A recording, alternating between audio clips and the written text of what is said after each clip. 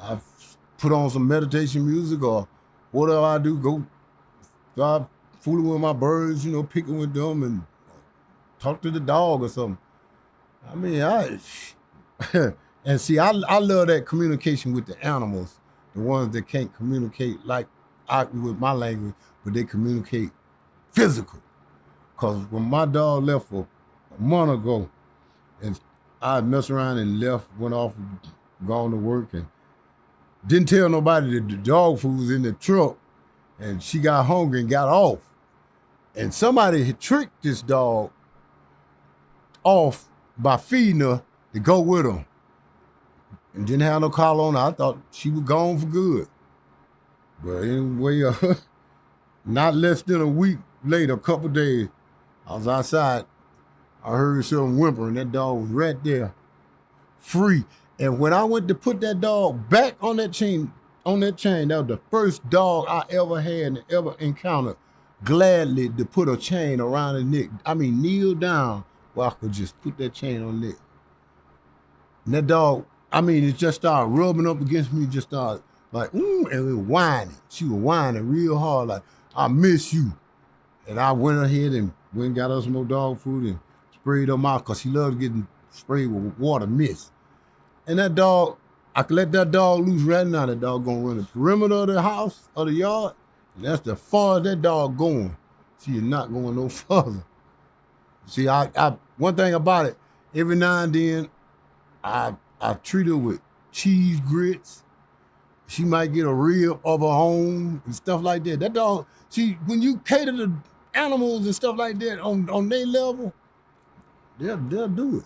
My birds, I sit up there, I'll take that keyboard and put a bird sound on it and start doing this different stuff. They start doing stuff. I have my times when I meditate in front of with my medicine. They absorb that, and they let me know it. I had one parakeet that I named Smokey. This one particular parakeet I had upstairs in my mother's house, I didn't notice that this parakeet was actually inhaling till I fired up one day. I let the window up. I was just sitting there smoking and thinking.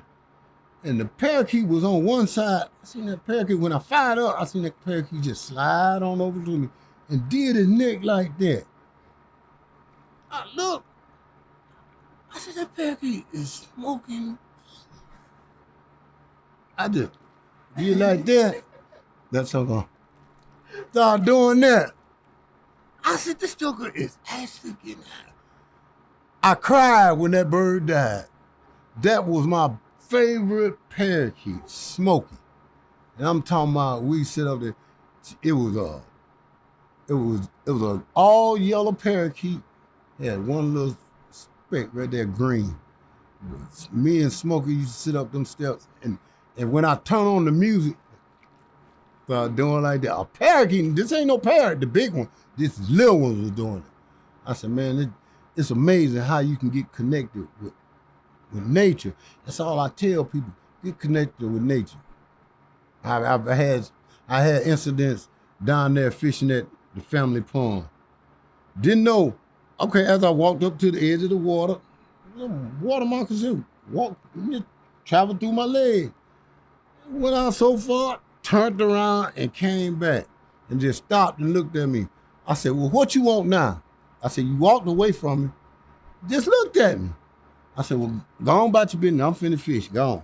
Talking to the snake. And the snake act like, gonna be hard here. I said, go on. I took the pole. I said, go on. I said, go on. I started doing like that. Hit thing. I said, go on. Do you know that snake went on about his business? And I left it alone. I said, I wish I had a witness. But that snake did exactly what I said. And went across there and went on the other side of that bank.